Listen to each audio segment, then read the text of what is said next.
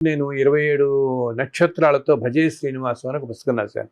దాంట్లో ఏంటంటే ఒక్కొక్క నక్షత్రానికి, ఆ నక్షత్రానికి అధిష్టాన దేవత ఎవరు, ఆ నక్షత్రానికి సంబంధించిన ఒక కథ అనమాట. ఒకటి స్వామివారికి సంబంధించిన కొన్ని లీలలతో కూడిన కథని ఒకటి రాశాను. ఇవన్నీ దానికి రాసుకుంటూ ఒక్కొక్క నక్షత్రం రాసుకుని ఉంటే నాకు అలా ఒక ప్రవాహంలాగా స్వామి అలా దర్శనం ఇచ్చేవాడు నాకు. ఆయన ఇగో ఇది ఇది ఇది ఇది ఇది అంటూ అలా కనిపిస్తుంటే రాసుకుంటూ వెళ్ళాను.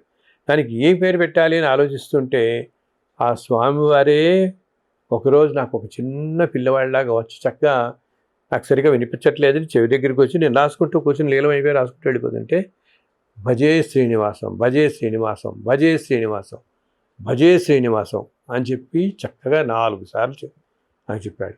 అదే ఆ పుస్తకం పేరైంది. నేను 27 నక్షత్రాలతో రాసినటువంటి కథలతో రాసిన పుస్తకం పేరు భజే శ్రీనివాసం అయింది. అలా ప్రతి పుస్తకం వెనకాల వెంకటేశ్వర దర్శనం 24 కేశవనామాలతో ఆ స్వామికి ఎంతో ప్రీతికరమైన నామాలు 24 కేశవనామాలు అనమాట. మనందరం కూడా మనం ప్రతి పూజలో హిందూ సాంప్రదాయాల్లో ఈ 24 కేశవనామాలు చదువుతుంటారు. ఆ పూజ చేస్తే బ్రాహ్మడు కేశవ నమః నారాయణ మహా అనుకుంటూ వెళ్ళిపోతుంటారు 24. ఈ 24 నామాలు స్వామివారికి అత్యంత ప్రీతికరమైనవి అన్నమాట. ఈ 24 నామాలకి నేను ఒక వెంకటేశ్వర దర్శనం అనే పుస్తకం రాశాను.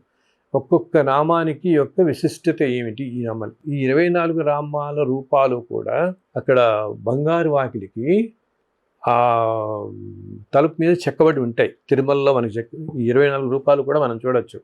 ఎంతో విశిష్టమైనవి. ఆ పుస్తకం రాస్తున్నప్పుడు కూడా అంతే. అది పుస్తకం అంతా అవగానే ఆ స్వామి అలా దర్శనం ఇచ్చేవాడు అనమాట. ఆర్తితో కలిసిన వారి చెంతనే ఉంటాడు. అందుకనే అంటాం సర్వాంతర్యామి. ప్రహ్లాదుడు అంటాడు ఇందుగలడు అందులేడిన సందేహం వలదు శక్తి సర్వోపగతుండు ఎందెందు వెతికి చూసిన అందందే గలడు దానవాగ్ని వింటే అని. ఆయన లేని ప్రదేశం ఏమింటుంది? అసలు విష్ణువు అంటేనే సర్వవ్యాపకుడు అని అర్థం. ఈ ప్రపంచం మొత్తం సృష్టి మొత్తం వ్యాపించి ఉన్నవాడు అనమాట. అలా ఉన్నవాడే ఇప్పుడు అన్ని చోట్ల ఇప్పుడు మనం ఇంత చెప్పుకుంటున్నామో స్వామి లీలలు ఎవరైతే ఎక్కువ ఎక్కడ తలుచుకుంటూ వెళ్తూ ఉంటారో అక్కడ తాను అలా కూర్చొని ఉంటాడు. ఇప్పుడు మనం ఇలా మాట్లాడుకుంటున్నాం కదా, ఇవన్నీ కూడా స్వామి చక్కగా వింటూ చిరునవ్వు నవ్వుతూ కనిపిస్తాడు మనకి. ఆ రూపంలో మనం చూసిన వాళ్ళకి ఆ రూపంలోనే దర్శనం ఇస్తాడు ఆ స్వామి.